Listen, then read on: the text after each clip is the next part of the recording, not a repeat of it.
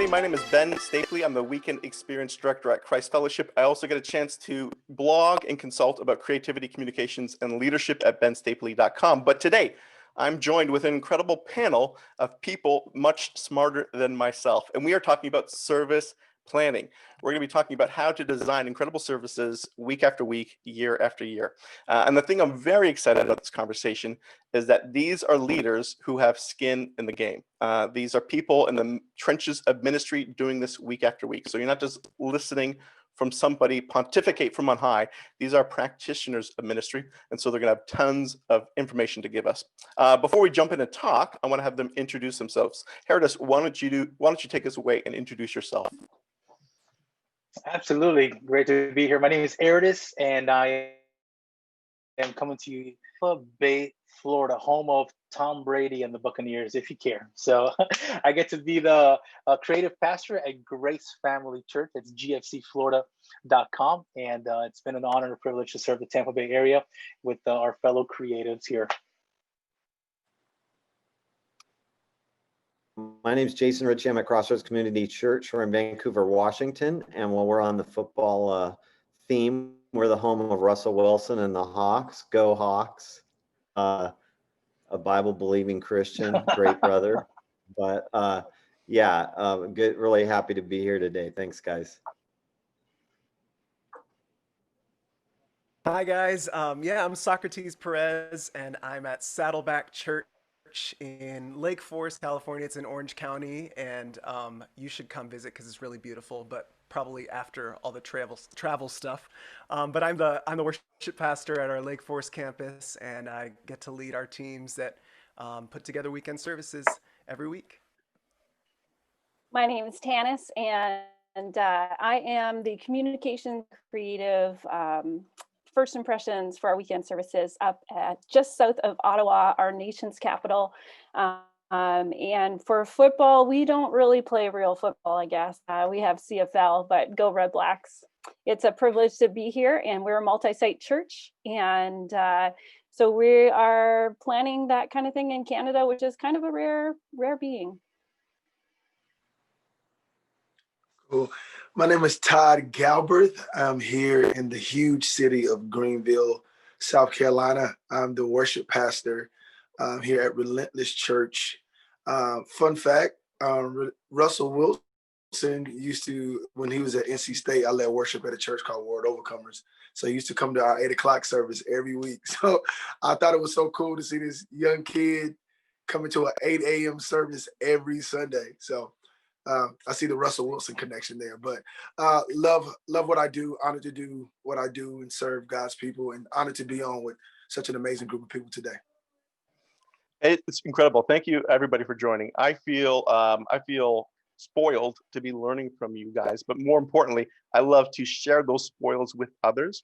And so I know we've all planned many services over the years. For me, this is going to be my 20th Christmas that I planned. I'm sure you guys are probably up there as well.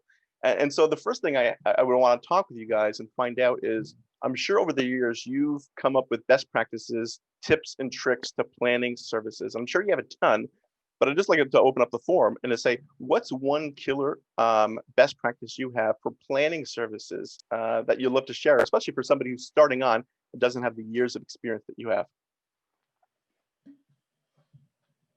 And anybody could jump on in and take it away. Drop us some truth bombs. I would say to that question, for me, it's just to always ask yourself, what do I want to communicate?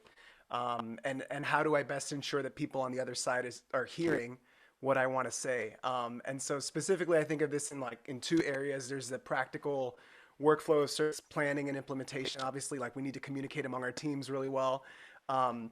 And how does the programming team know the main themes or the context that they need to plan about? And then how the platform and production teams is what we call our music and production teams. How do they know the vision of every element so they're bought in and they've got the details and they're running in the same direction? And that way our teams can do their part to the best of their ability.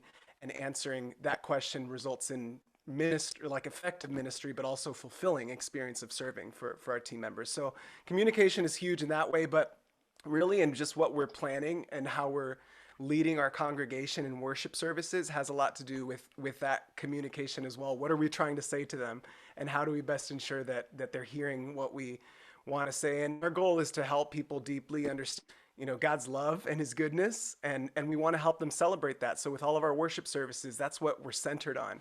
And so we're communicating this message in a way that helps people of all backgrounds and experiences understand and celebrate God's goodness. So just asking ourselves questions like that is super important to me. What about a person who's lamenting and doesn't feel like celebrating? How do we communicate to them? What about the person whose native language is in English? Or the person who didn't grow up in church or didn't grow up in a majority white culture that we might consider normal, just helping to unpack themes that they might be from a different background and we might not know. And so how are we showing hospitality and solidarity towards everybody represented, I think is like our communication is informed by that. That's great. Socrates, love it. Asking questions. Great way to start acknowledging that you don't know everything. What else do you guys got? I'll jump in. Oh, go ahead. Right after Jason, I'll jump in. Go ahead. I'll jump in here. I think for us, it's interesting. The most powerful thing has been actually the planning after the planning. So our biggest, I think our biggest game-changing thing for us is our after action. Every service, there's after action reporting from everybody on the team. Actually, all teams are in on it. Our team started that years ago, but all the teams are in on it. It's tied into projects directly. So anything from why was this table sitting here, or just those things that you end up with all this local knowledge with somebody knowing you want to hang a curtain here because the light was shining through or whatever. To something bigger, like this person, took too long to walk to the front of the stage and it was an awkward amount of time, and can we fix that? Anything, and I guess for us, it's a culture. It's not a list. It's not a particular, like if you use Slack, it works magically or something. It's that it's a culture of, we always just want to be improving. We always want to make things better. How can we do that together? How can we support each other in that? And so everybody jumps in and says, oh, I got that. I see where that is. I've got a volunteer that should have, that'll handle that. Let me put that over on this checklist. I didn't have it on there, or whatever it is. Or it could be things like, hey, I want to add this song to the end. I think it would be better than what we did last week from the pastor bringing that out. And so everybody just kind of is on the same page. So instead of being a critique, I guess is what I'm trying to say, people feel like it's a support. So we're always just able to know, like, it's okay, we got this. We'll get it next time. And that has totally changed a lot about our effectiveness. Love that. I'm jump in to piggyback on that. And just one thing, I think there's a few things. You've been talking about Slack or Planning Center, all the tools. We'd love to hear the tools you guys use, because sometimes those tips and tricks really help. One thing that's very old school, that for me, I've planning services for almost 20 years now, and this gone without this have really shown, and I've suffered from this. And it's old school, it's not innovative at all. I actually picked this up from SNL, okay, from Saturday Night Live, how they plan their shows, how they week to week. But what it is, here in our office, in our green room, we have an old school cork board with the actual cue cards and little cards, the order of service, and 12 weeks at a time. So 12 weeks, I have a bird's eye view of what's happening this weekend and what's happening, obviously 3 weeks ago or the upcoming weeks. And it's such a visual, simple, easy to change, involves no technology. Obviously, it's all duplicated in Planning Center and all the apps and everywhere else, but it's a visual. I walk in, I kind of have a perspective, and I can see gaps, I can see patterns, I can see, oh, snap, we put communion back to back 2 weekends by mistake. Look, we got communion here. And it's just I'm a visual learner. So for me, and then I've noticed that for our team, we've just exposed that. Choir, band, everybody, pastors, they get to walk by that, and they kind of have a visual also representation. Old school corkboard, SNL cards, we've color coded them, so songs are green, videos are blue, speaking moments are certain, and it's been very helpful for us in planning 52 weeks a year. I love that. There's a beauty to the matrix view in Planning Center Online, but like you got to log on, you got to pull it up, you got to see it. Just having that on a big wall for everybody, even like you said, the pastors to see, to speak into, makes it a lot more collaborative. Love that.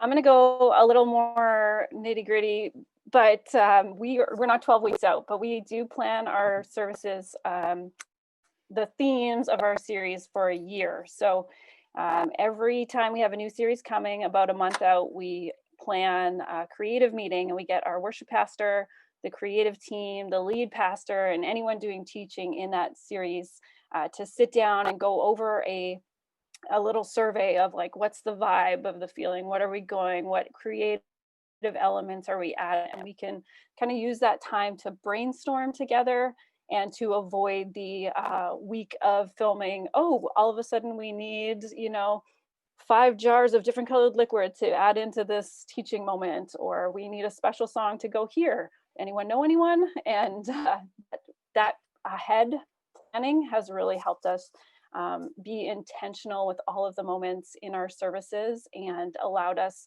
the space. You can still factor in room for the Holy Spirit in planning, and that's allowed us to maybe even be more creative in planning ahead and doing that. So it gets us all on the same page and helps us stay connected with where our lead pastor wants to go and keep our teams together. Cool. I think for me, what has tremendously helped us, being a fairly newer church, but I've done this for a very long time, but being that the fact that we're like, I think 2.5 years old at this point, but still a 7,000 member church with a bunch of different staff people, is that we have to communicate. And once we thought we've communicated perfectly, communicate again, and then communicate again on top of that. And what has helped us tremendously, and what I've seen year after year, is having the right people in the room. I think I would save so much time of just having the right people in the room versus having, especially when it comes to planning, service planning, and especially events, it's just having the correct people in the rooms, the people who can make a direct, deposit into what's happening, and then the people who they have to report to, who are going to be involved in the service planning. It's just having the right people there. It just helps tremendously, because sometimes you can be in a meeting that should have lasted 30 minutes and it lasted 3 hours. And what I found, what makes that what it is just having too many people or the wrong people in the room. So communicating, making sure that every single person involved in the Sunday to Sunday process, in the planning process, gets not just information, but the correct information. And then having the right people in the room. So you're not sitting for 17 hours trying to figure out how we're going to do the announcements. I've been in too many. So communicating having the right people in the room at the right time helps tremendously in a week-to-week planning situation for me. Yeah, Todd, I completely echo that. I had a finance person once, and part of my brains, and they just said, no, it's going to cost. No, it was just a lot of no's. And so I lock the door and don't let them in. And then I've also found it's beneficial that oftentimes there's somebody creative in your organization that doesn't necessarily to report to you, but how to get them in the room. So like for us, we have a guy at our staff, Tito, he's a production guy. He brings the best ideas to the meetings again and again and again. He's not in the creative department, but we pull him in just because he's in ideation. He brings the best. So who do you keep out? Who do you bring in? And then is there somebody that you haven't thought through that you could bring in that's just perfect, even if it's not their lane? Bring them in. Love that. I'll throw my one idea, and then we'll pivot to the next one. The next question for me. I found similar to what you guys are saying, communicating and planning with as much lead time as possible. 2 reasons for the lead time is I personally like to walk into a room and one of you to say, hey, we're talking about St. Patrick's Day. Let's go. Okay, we don't have any Irish people in our service, but let's go. Let's do this. Let's plan it. And I love to just walk into a room and start spitballing ideas, but not everyone's wired the way I am. Some people like to know what the plan is. want to think on it for a while and then bring their best ideas. They don't do good on their feet. So consider how the other person is wired, and if they need lead time, give that to them. And then also realize that you as the planner have been thinking about this for a long time, but the staff that reports to you, or more importantly, the volunteers who report to you, have not. They've not been thinking about Christmas since July. You have. So help them get on the same page and plan with more time instead of just the month before throwing them at it. That's not fair to them. You've thought more than they have. Get them up to speed as fast as possible. So we talked about planning services. Great. These are, and I'm sure you guys have tons of best ideas beyond what you just shared. But talk to me now about creative avenues of inspiration. Where do you guys go to get inspired? Maybe it's part of your regular rhythm of what you do, or maybe it's a default. Like when I feel like I'm empty, I got to go to a museum. Tell me either what's part of your regular creative consumption to inspire you, or where do you go as a default when you start to feel dry? Yeah, I'll start. I'll jump in and start this one. We preach this to our teams, and it's been kind of a source of health and inspiration. We call it RPM, right? We go fast, so check your RPMs. And for us, that's rest, play, and meditate. Constant rest. We rest weekly. We rest. I think some of the best ideas and inspiration comes when we're well rested. And during rest, whatever rest, that's different for everybody. Play. We play. I think if we don't play together, we don't execute together. We don't plan well. So we try to play together, and that's whether it's social, whether it's activities, and then meditate. Not only in God's word, it should be foundational daily, but just in the things God's doing, in the things that in the weekend, celebrating or meditating on what God just did. Spend time on that, because I think God will use. So RPM for us, that's been kind of a simple way to remember how your RPMs. You're running so fast, your RPMs have to be in check. So that's inspiration for us. I think for me, one thing that I think has been really helpful is we're talking about planning and batch planning, like you guys are talking about. That's what we do too. It's like, well, usually for a regular like rhythm, we already have the messages for the whole year. But if we're just planning services, it'll be like a month at a chunk, something like that, except for special like Easter or Christmas or something. But what I think we really like is, okay, now we've got all these next 3 weeks or whatever. What are we going to do with that for the inspiration? Like you're saying, Ben, like going, okay, I'm going to plan in, I'm doing this much time every day in this or that Facebook group about this or that thing, not even necessarily related to worship or music, but like you said, filling up, because I like to see this stuff in photography, or this stuff. I like to read this book. I'm going to read this many chapters, 3 weeks. I'm going to plan that in. So planning the inspiration more than just kind of waiting for it to hit intuitively.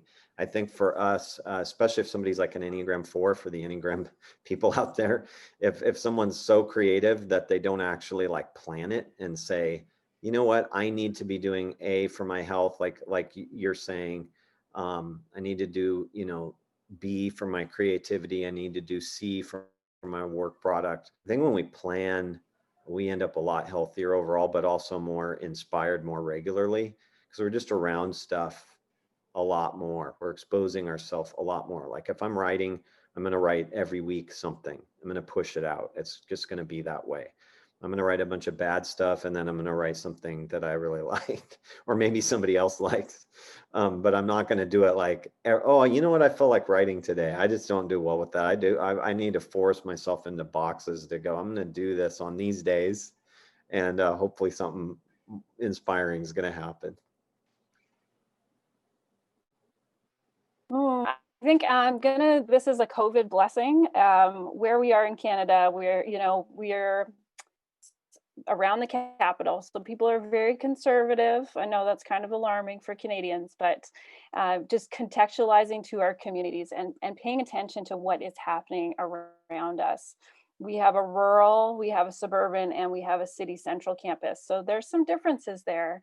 And with COVID, we've been able to kind of check out other churches. It's a good blessing. All those avenues online, but just being inspired by the body of Christ, which is pretty amazing. And from the large churches to the small churches, and figuring out what we can really connect with the people in our communities, and just in the envelope in different ways. And sometimes that also means like paying attention to the commercials that are hit in our area, or following the lead of a sports team that's doing crazy things and kind of going with that. And so never excluding anywhere from being inspired from creativity. I think, Ben, you mentioned museums, but like art galleries, but also popular media and Facebook and different trends like the TikTok and all of that stuff is a great way to be inspired.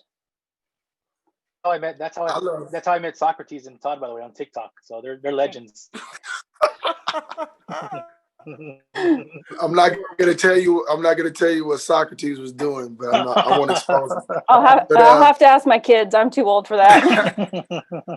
I think for me, what helps me, and I think is really getting on calls with guys like yourself, and just collaborating with people outside of our normal group. Getting on the phone with people who I know do this at a very high level, not to copy what anybody is doing, but maybe to add value or to get an idea or a thought, to sit down with people and, what are you guys doing? Or what did you guys do last year as it regards to Thanksgiving? Or how did you guys, really push the Christmas, your Christmas initiatives last year? And just kind of like, oh, that might be something we can add on, or we could add to what we're doing, or it just may provoke a thought. And sometimes I'll get on the phone with people and we start from ground zero, and the next thing we know, we're sitting here with an amazing idea because, I brought what we had going on here, they brought what they had going on there, and it just kind of collided and created something beautiful. So just kind of getting on with people who are smarter than you and people who are doing what you're doing at a very high level. Maybe just get on the Zoom call or get on the phone call and just talking through maybe some things or some ideas that you have going on has really helped me, I know, and our team a lot. Good. Yeah. Sorry, Ben. I was just gonna say, for me, I love just kind of experiencing sounds as far as music goes, and fresh sound, or maybe outside what I'm normally doing at church. And I mean, I love jazz, I love hip hop, and so just and beats, and just kind of like being able to kind of disconnect in that way and just go into a total other zone makes me come back feeling pretty refreshed and recharged. But I love like finding out if there are other churches or artists who are doing some different things, because sometimes I can feel like I'm stuck in like a CCM rut, so to speak. And so there's places like I'm just shout out a few, like Isla Vista Worship. I'm not sure how you pronounce it actually, but they've been great at pursuing some fresh sounds with worshipful themes and worshipful kind of opportunity for people to sing along. And Common Hymnal, Maverick City, Local Sound, those are some other ones that are really great for that. Another thing for me is just books and podcasts that maybe help me see things through the eyes of people that are not like me. So obviously I love like podcasts that are related to our fields specifically. I love Andy Stanley Leadership Podcast. I love Hillsong Creative Podcast. But there are some that help me see things from a different perspective and a different lens than what I'm normally surrounded by. And so there's this book called Reading While Black, and actually this podcast as well by Esau Macaulay, who's a great just kind of New Testament scholar, and just helps you see things through the perspective of a different church background. And then there's a book that I read recently called Children of the Land by Marcelo Hernandez Castillo. Just gives a really compelling account of what life is like growing up in the U.S. as an immigrant from a young age.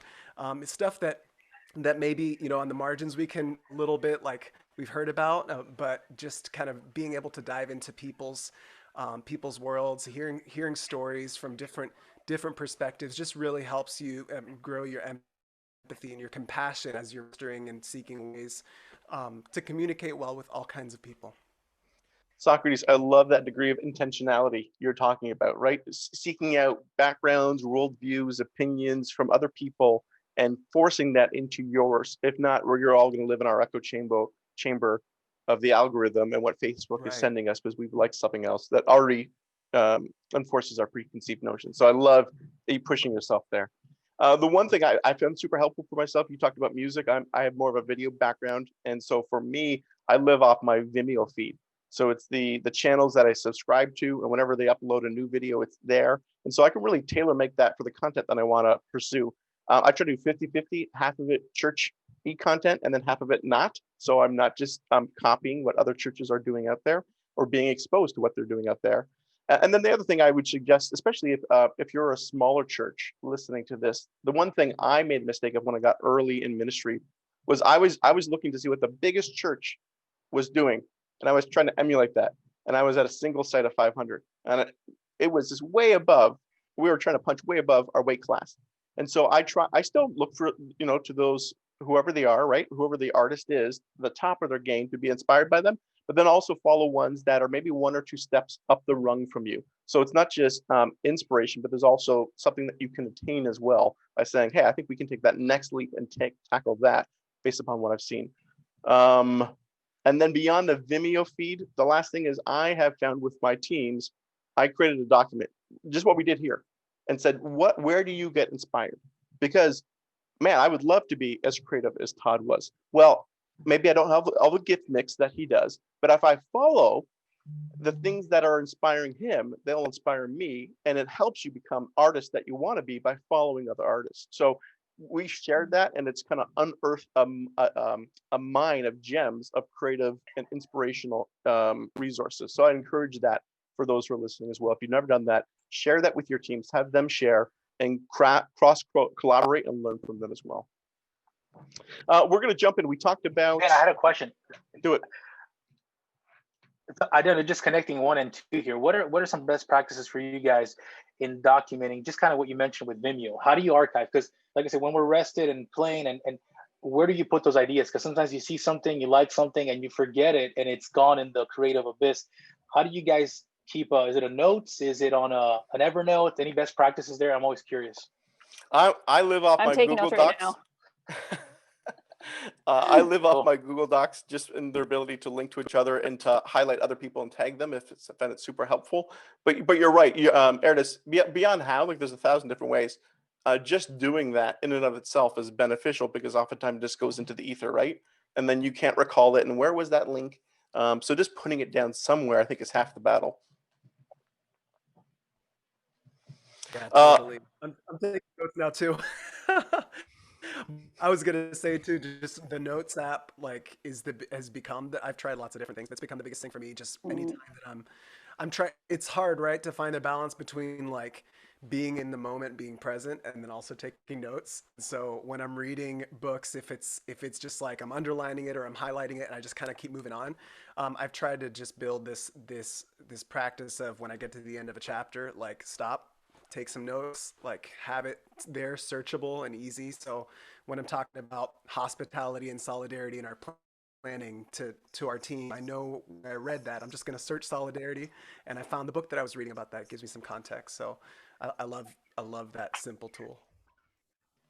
I had a lead pastor once who took the inspiration of a magpie. I don't know much about birds, but a magpie is a bird that collects from a range of different sources to build its nest. So it takes twigs, it takes a trash bag, it takes newspaper, and that's what it used to make it nest. It's just a collection of random things.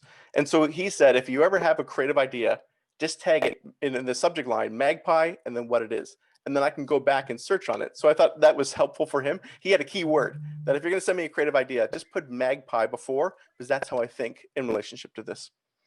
Okay, so we talked about services in general and how you guys, best practices, what you bring to the table. We are recording before Christmas, so if you see dark circles under our eyes, you know why. But this will be dropping after Christmas and before Easter. So let's pivot and think about that. We talked about planning services in general. What do you guys do that's different when it comes to your holiday services, the big two, Christmas and Easter? How do you approach those differently than a different weekend? I'd love to know that. I'll jump in. When it comes to Christmas, it's taking the words of Andy Stanley. It's a tension we manage, and with the following. For us, it's this.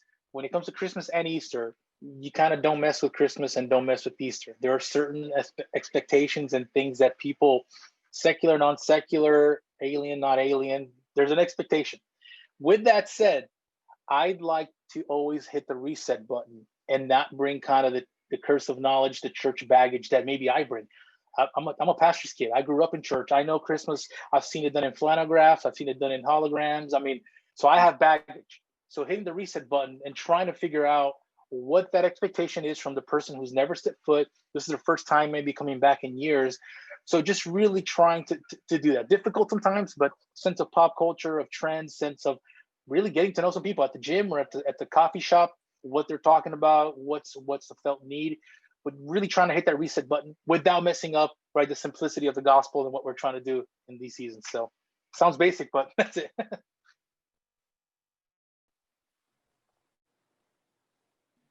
I can Everett- jump in. oh. Oh, you want Go to go ahead, ahead? Jason. Yeah. You go I was ahead. just going to say, I think we've been talking a lot about planning. I think the thing for us that's been most helpful is probably the most boring, which is getting way out ahead. So like Christmas is a 12 plan for us. Easter is about a 6 to 8 month plan for us, especially obviously in non-COVID realities. But I think when we have 12 months, it gives us time to really go, I loved how we did this and that. What if we added this and that? Because we're in that mood. We're in that like mode of like just finishing Christmas or being around Christmas a lot. And then even when we're getting into, April, May, June, we're like working on, hey, what if we write a song or two? What if we record those? What could the themes be? And we could bring that into the pastor's message. So we're so far out ahead, we can actually do better things. That I think, Ben, getting back to what you said, our community isn't huge. Our church is huge, but our community is like maybe shy of 500,000 people. So it's not really like, and it's Northwest, so it's not a really churchy environment at all. So it's a lot better when we aren't having to overload a ton of volunteers and all that kind of stuff. We need time is on our side. We can do better when we have more time. Our quality goes up. The stuff we do that we can't just jam really fast, like a Hillsong group or something, but we can do it with time. With enough time, we can go, how would we do that? What would that look like? Oh, that would be cool. So that's kind of been the biggest discipline for us, is talking now about next Christmas kind of stuff. It's good. We usually try to make one unique element, whether that is an interactive piece or a physical response, in a different way, because it can kind of get like Christmas and Easter, and the pattern, the story if you're at church. But how can we create that moment for somebody who's never experienced this before, that will also reach a faithful believer, or someone who's kind of this is just the regular grind of Christmas and Easter, and here we are again. So we really try to be intentional in making those moments, and it's hard to see it play out, but sometimes we hear the stories later on that, oh, Christmas with Southgate was our very first experience, and it was because of that moment that we worked hard to create. That's where the reward is. And so you don't hear those stories a lot, but if we can't do the whole thing different, maybe we can do one element that would just communicate what we want it to in a different way. I'm going to say this without going to a specific Go there. church that I've served. Go there, Todd. No, stop. I've served at few very large churches, and all of them have very different speeds. So there's some churches that I work for where we didn't have the luxury of being 8 months ahead, and I'm sure there are going to be people who are watching that are not 8 months ahead and 12 months ahead, and you gotta kind of flow with what you're given, which isn't always like God, can you give me more time? Can you give me the sermon series? Can you give me this? And you want that so you can plan ahead, and you don't have it, and so you're like, oh my God. But I think what has helped our teams at those different churches is being able to not just reset, take a step back because you've been doing it year after year after year, and sometimes you can get in the monotony of, okay, it's gonna look like this, it should look like this. We should have the wow moment. We should have this. Take a step back and say, hey, okay, cool. In order for me not to destroy my volunteers, so I can have some for next Christmas, we do well. What the group of people that I have around me, what are they very, very, very good at? And when you don't have the time that maybe some other churches have, then you have to utilize the strengths that you have at your disposal and the people that you have who can do what they do at a very high level. Because sometimes when you're trying to get 2 Super Bowls of events that take place with Easter and Christmas, sometimes you try to reach, and if you don't have the time or the bandwidth or the to do what some other churches are doing, then you got to figure out, okay, what do we do well? Because I mean, this is one thing I learned with in Florida. It's like, we only get 2 chances to do this at this level where we're going to see this amount of people. So we can't afford to miss it. We can't afford to get it wrong. So I don't want to just for something that we may not be able to obtain when we have the ability to do this and do this at a high level. So it's maximizing what you do well. If you don't have the time, if you don't have the prep, if you don't have the budget, if you can't build the set, what do you do well, and how can you do that at a high level to be a blessing to people who may not have this opportunity again? Jesus. It's good. Socrates. I'm resonating with a lot of what you guys, and I was just thinking about just Erdis, like there are things at Christmas that like need to happen every Christmas, and at Saddleback that's no exception. Pastor Rick loves to have a moment where we have a song that's invitational, that's just saying, would you receive the gift of Jesus this Christmas? We always have a moment or a while where we want people to engage in singing these songs that they sing year after year. And so when you're singing the same songs every year, how do you reset on that a little bit? How do you make it fresh? And so it's kind of like hand in hand, the state of contentment with like, this is the goal, and this is the tried and true goal of what we've seen God work in this way, but then also like holding hand in hand, like how do we do it a little bit differently, or in a memorable way, or in a way that people are going to walk away not just having gone through the motions, but really something spoke to them in the service, some sort of moment, like you mentioned, Tanis, like out to where they were. And so yeah, I mean, I resonate with all of that. For us to put, I guess, Saddleback in perspective, like we don't have messages super far in advance necessarily, theming wise. And so we're not throughout the year really like batch planning. We're kind of going through this flow of like 3 to 4 weeks out. And then as we get closer, we're kind of somewhere else in the production schedule, especially during COVID. We're kind of, we're doing video production every single week. Wait, Pastor Rick Warren is not planned out 40 days in advance at least? No. I'm saying, because I read his books, man. That's 40 days. But the Lord works and moves in incredible ways.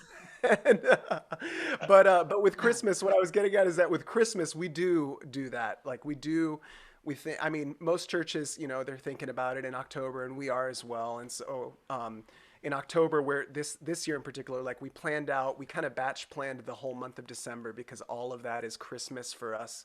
Every single song, every single weekend, starting after Thanksgiving, we're doing Christmas content. And so it was a blessing this year to kind of get ahead of that. And all of November, we recorded our Christmas stuff that's in the can now and being edited now. And so it allows us to kind of reset for the new year and start thinking about January and Easter and beyond.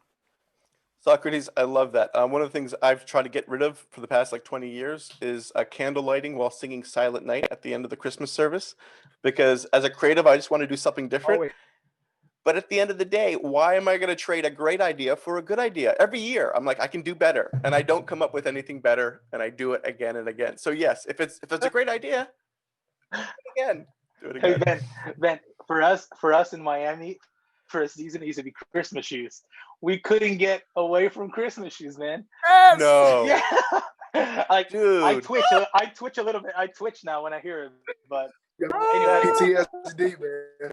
That is so depressing. So depressing. it is. It is. It is. Yeah. For me, one of the things, holiday services, is I try to spend 50-50 of my energy for the holiday service itself, and then the callback service, right? So like we have huge attendance for our holiday services, but oftentimes we put all of our creative energy into that. And then the weekend after we limp into. And so I tell my teams 50-50, 50 planning Christmas, and then 50% of our energy towards what are we showing our congregation to say, we got you here. Come back next weekend because it's a message you're not going to want to miss. It's going to apply to your life, and you should come on back to the service. So that's one of the things I try to do with the holiday services. Let's jump in and talk about lead pastor relationships. Ooh, this is going to get fun. This is going to get fun. I know Todd's going to say something inappropriate. I love it. I'm looking forward to it. Okay. Lead pastor relationships. Oftentimes, right? It's the spectrum. Either they're in the room and they're giving all the Todd just muted his video. I see you, Todd. Either they're in the room and they're giving all the direction. And like you as a creative, as a worship leader, as a community, whatever you do, you have no voice into it, and you're just execution, and you feel like you can't bring your best to the table. Or on the flip side, they never come into the room, and they're like, no, I'm just gonna preach my same message, and you guys do you, and then I'll take the baton and run from it, which doesn't feel like a very cohesive experience at the end of the day if you come and approach it that way. So I'd love to know, where have you found yourself what relationship have you found yourself more often in, and then how do you lead up and coach that lead pastor to be more collaborative or less collaborative? Sure, I'll jump in. I'll go alphabetically here just for the sake of our Zoom. I think, and it may be different for all of you guys, and I've had different lead pastors, including my dad, which that's another conversation, how to work with your dad. But I do think trust is a currency, right? I think trust. And I think we know that, and how to build that trust over time. I do think in leading up, I think it's always over communicate, just like what Todd said earlier. Just when you think you're nagging and it's too much information, nope, over communicate, give the details, include them in the process. Sometimes we're afraid to show a video, a song, or listen to this. If you get them in early on the process, you're building trust. They speak into it early. You protect it to a point where it's too late, and then feelings get hurt and calls get made. Ask questions. We're not mind readers. Ask questions. And then I like throughout the year, right? The planning, the other 364 days, the RPMs, rest, play, and meditate together. If you're playing together, if you're resting together, if you're doing life together, that trust is being built. So when you're planning the service, that overflows. I will say it's been all of the above. We've had him in the room. We've had him not in the room. He's derailed our plans because of, either God told him to, or he just wasn't feeling it. All of the above, right? I do think if you're starting a relationship with your lead pastor early on, I think agree. I think if he's got an idea and a suggestion, agree, deliver the win, and celebrate. You're there to serve the vision of the lead pastor. Start there. As you build that trust, and there's something God say, hey, I disagree. You brought me on this team, and you can disagree, still provide the win. Disagree, provide the win, and get audacious and a little big, hairy, audacious goals with it. But I think at first, the lead pastor is carrying the vision, the heart, that we're not, and that other worship leaders and worship pastors are not. And I think that has to be established too. It is a pet peeve of mine when there's these competing agendas, right? A vision here and a vision here. And we all know vision plus vision equals division, right? So I think it starts there. I think you're there to serve the lead pastor, build the trust conversation, and some of the things I mentioned. So sorry, a ramble, but just a little insight there into our process. That's good. Dang. That was good. I think for me, the thing that goes along with that has been really helpful is and it's different, I know, for everybody, because your relationship with your pastor or their personality. And I know, Socrates was alluding to maybe they have stuff parachuting in on a Thursday at 10 p.m. Maybe, I don't know. We might have been one of the guest speaking crew there 6 months ago. I don't know if you remember that with Pastor Daniel. We came down there with you guys, but I know we didn't even have our plane tickets till Friday. But anyway, in our environment, what works well is to take time to ideate that doesn't have to do with like next weekend, if that makes sense. Like purposefully pull ideation and service planning and people like pull that stuff apart so that the pastor's role is very vision focused, and we know that the pastors know that, but it's helpful for them when they know, like, hey, you're the vision guy. You're bringing a lot of, at the end of the day, where we're going comes from your vision. We don't want to get in the way of that, but it's helpful if you say, man, I would love it if, and that doesn't come for, a month or two. It doesn't have to happen like this Sunday. That's where we start, at least at our level, it really starts to break down, because there's not that kind of support from paid staff to just like throw that all together and make it happen. You get a lot of volunteer burnout, as you guys know. And so we're trying to ideate as much as possible. Also reporting up. For our communication, we do purposeful communication. So my direct reports report up to me every week in reporting. Even if we have meetings, that doesn't matter. This is just reporting. Like, these are the things we're working on in these areas. Here's how they're moving forward. Here's decisions I'm making. All those things, so that I can scan down that, and then, my lead pastor above me can do the same thing. He can scan down that. We do it every other week, actually, but he can scan through that stuff and go, oh, that reminds me, I was wondering if we could do A, B, or C this year. Or have you ever thought about this? It sounds like you're doing that. Mm-hmm. And the reports are really nice, because they're like dispassionate. They're not like in the hallway grabbing you and saying, why this or what if that, where it puts pressure on everybody. It really like takes that bicycle pump out and pumps up the pressure. And we're always trying to be like, hey, let's not be complicated. That's one of our staff values. Like, don't be complicated, where life is already complicated. We don't need to be complicated. So in order to do that, we need to ideate outside, and we need to be reporting regularly so that we can dispassionately just look stuff and see it for what it is. And kind of, you start to really kind of realize that, oh, this stuff happened 100 times last year. It probably doesn't really rise or fall on what the color is of this ribbon. Yeah. That's on this moment that we're presenting this thing to somebody.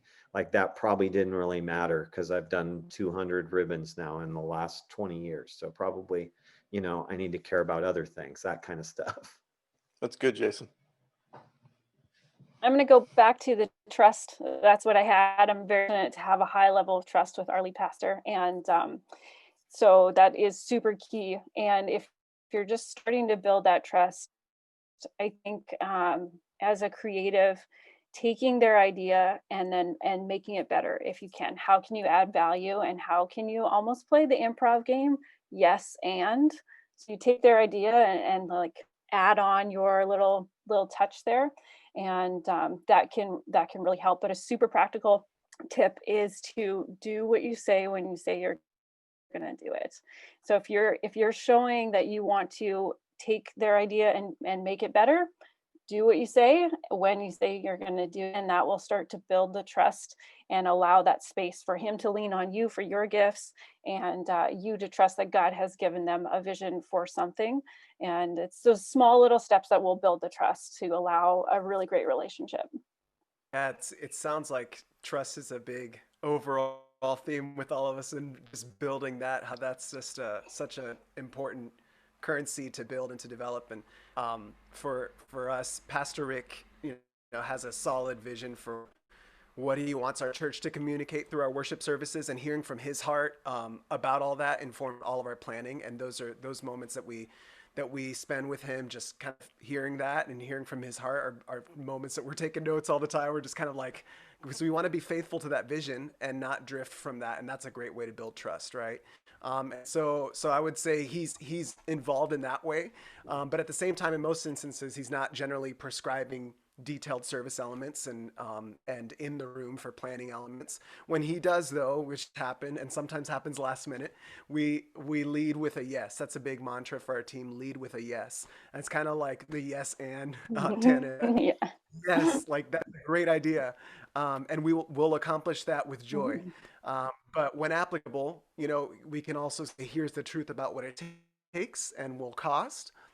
but leading with a yes is super crucial to building that trust. And then just when we know that we're going to go into like I think Eridas, you said, just over communicating again, just how that's communication. We also talk about communication being a currency of love, the way that we show love to people, from the top to the bottom of our organization. But when we're going into a high impact service or an event, or we're going to try something new that's fresh and exciting, we do our best to lead up by clearly communicating what we're envisioning and what we're going to do. And so just to give him an opportunity to speak into it early in the process, like you said earlier, Erdis, and if he'd like to speak into it, that's great. If not, that, you know, at least he's in the know with what we're trying to do, where we're trying to go.